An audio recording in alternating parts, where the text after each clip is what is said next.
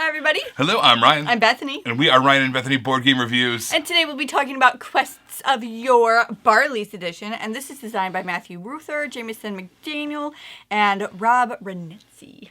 All right, so today we are not Ryan and Bethany Board Game Reviews. Today we are Ryan and Bethany RPG Reviews. All right, so this is Quests of Yore. If you're familiar with Disney's and Pixar's movie Onward, in that movie, all throughout it, it's referenced this game, this kind of RPG board game, tabletop game called The Quests of Yore. And as we were watching it, by the way, we love that movie, all along we were like, oh man, it would be so cool if somebody actually made The Quests of Yore into an actual physical thing that you could play. Here it is. We've got it in our hands, and we are ready to talk about it. This is the Quests of Yore role-playing game. It's all based in that world of Onward, right, with all the elves and satyrs and centaurs, all that kinds of things. Normally, I would do kind of a teach of the game at this point, right, or kind of an overview. It's a little bit harder to do that with an RPG, right? You can't really teach that. But I'm just going to kind of verbally explain to you what's going on. So we are all adventurers. There's one person who is the quest master. They're kind of running the campaign. Yeah. If you're familiar with maybe like Dungeons and Dragons or something like that, this would be like the dungeon master or the game master. Right, and this person is kind of running the show. They're kind of running the plot, keeping things moving along. They've read everything ahead of time. They know where things are going, and they're trying to steer in that direction. All the other players are these adventurers, these heroes that are trying to fulfill these missions and trying to do it all along the way. You know, and they are able to ask questions and talk and get into character and be the best version of themselves through these characters. Yeah, it was pretty fun to be able to like pick out our characters at the beginning. One of the things that I was most endeared to this right from the offset was the fact that it's Barley's edition. Like you can see right here, there's just tape and stuff all over that. One of the things that's really fun is in the movie Onward, his Barley's mom is dating a centaur, and like he doesn't like that very much, and so when you're picking out which species you're gonna play, there's like notes about the centaurs because like he doesn't like that his mom's dating one. And so like I don't know, that was really funny. But also there's these cards that come with the game, which I guess isn't that typical with RPGs, but so there's all these cards that come with the games that help you walk through like what your ability is. So some of them you don't get them in the first game, but some of them later on have like these like cheese puff fingerprints on them to just kind of like show more that it's Barley's edition. So I just really loved that you could see literally his fingerprints throughout the game, little notes that he wrote, little suggestions that he wrote throughout the game. I really thought that was super fun. Yeah, and as the quest master, you know, that's what I did when we played the game. Those notes were very, very helpful to me, right? Because we are very, very new to the role-playing world. And this is why this was very enticing to us, because we thought this would be a good game to kind of get our feet wet with role-playing. It turns out this is a great option, because if we had just jumped headfirst with our family into something more complex, we would have sunk. But we were able to actually doggy pad a little bit through this one. So having those little Barley's Editions notes was very, very helpful. Can you tell that we recently went swimming? Right. Headfirst, sinking, doggy paddle. All right, so from the perspective of the quest master, there is a lot of text to kind of take in before you even start. There's 2 books. They're not rule books. They're like books. The first one is the Advanced Player's Guide. It kind of all the players need to read that, or should read it. Not necessarily have to, but it'd be better if understanding of what they can do if they read that, at least the first couple chapters. And then the questmaster needs to read the entire thing and kind of really, really absorb it. So you might have to read it more than once. And then after that, then there is the quest book, the quest manual that explains all the different missions, all the different sessions that you'll be going through as you go through this game. So you need to read everything ahead of time so you know what you're getting into. So there is quite a bit of preparation involved when you're the quest master, and a little bit as the players too, so you know what your options are. So be aware of that. That's something that you need to kind of have going into it. So asterisk everything I'm going to say with this statement. Our daughter routinely asked for it. Okay, so just keep that in mind. I don't know if this was So she's 8. I don't know if this was if this worked for her, I guess. She plays so many board games with us. She's played a lot of dungeon crawlers with us.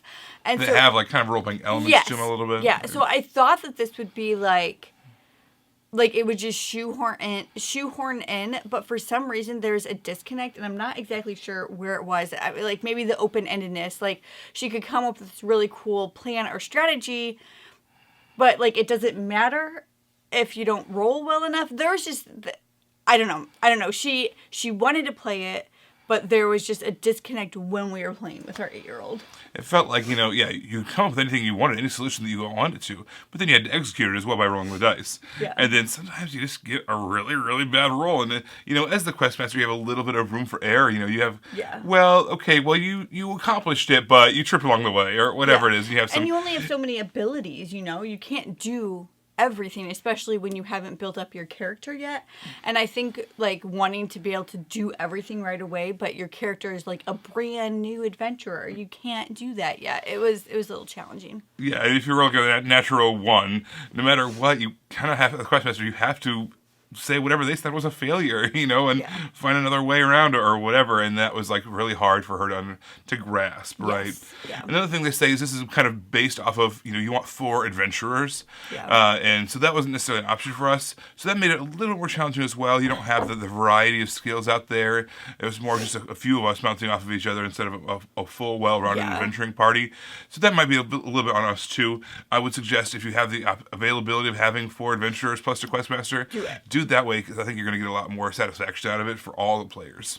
Honestly, this one was a really, really interesting introduction to the role-playing world, the campaign world. It had a really, really fun plot, and throughout it, there's sprinkled in these callbacks to things that had happened earlier.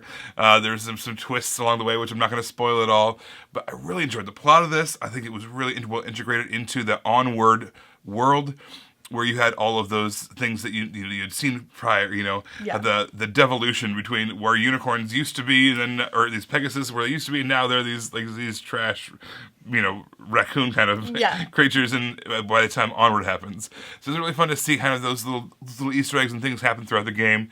I really enjoyed how, as a questmaster, this game held my hand quite a bit. I felt like I didn't have the skills needed to just jump right in, right? But by reading everything ahead of time and absorbing all that, and all the little Barley's Editions notes, that kind of helped me along the way to give you options when someone does roll badly. What are some things you can do? What are some things you can say? How can you twist back to get you steered back on the course of the main adventure that you're going on? So that was really nice. I think that without those little notes, I would have been just like a lot more robotic, which wouldn't have been as fun. So, as a questmaster, I think this was a really, really great system for a brand new RPGer. I do want to make a quick note to say that although this game isn't about a table presence, it's about your imagination and going on adventure, it did come with minis that I personally just wouldn't use. They were very lacking for me. The bases were like wobbly and stuff. Yeah. I think that I'm sure most gamers have something else that you could incorporate into that, and we did that. We just used different minis whenever we need them, and you didn't need them for a lot of the stuff. So I just wanted to put that out there. I feel like I wouldn't be a good reviewer if I didn't mention that. Yeah, this is definitely a cerebral game, not a physical game. Yes. But at the same time, the physical components were on the unimpressive side. Yeah, yeah. But everything that Ryan said, I felt was true for me as the gamer in this as well. I mean, it really did hold my hand. Like, even from the beginning of building my character. So I read that book and I didn't really understand what I was doing. But even building my character and going, like, so slow about that. And just understanding what this is going to mean later on. What I'm going to be able to do later on. And I felt like this was the perfect way to introduce somebody like me, who's always been intimidated of RPGs, to the RPG system. One of the things that this game has is everybody's a hero. So there's nobody doing any backstabbing, nobody going off and doing their own thing. Everybody is a hero. So whenever you do anything, you have to do that on the caution of being a hero. And I thought that was brilliant, especially for, people like me who have never dealt with different types of characters like that before. You're all this general thing, now go do good. And I thought that was great. This is wonderful. If you are a huge RPG and you're trying to get your friends into it and they're just not feeling it, I would maybe start with this instead. I mean, it has a complete campaign. You know, it has a beginning and an end, and it holds your hand. Yeah, absolutely. And again, if you are a fan of Onward at all, and you have your family members that are involved, you know, like enjoy Onward, I think this might be a great way to get them to around the table and have some hilarious family interactions as well. Yeah. All right, you guys, thanks so much for watching. As always, be sure to subscribe if you haven't yet to our YouTube channel. And also, you can find us on Facebook. We are Ryan and Bethany Board Game Reviews. You can find us on Twitter. We are at Ryan and Bethany 1. On Instagram, we are at Ryan and Bethany.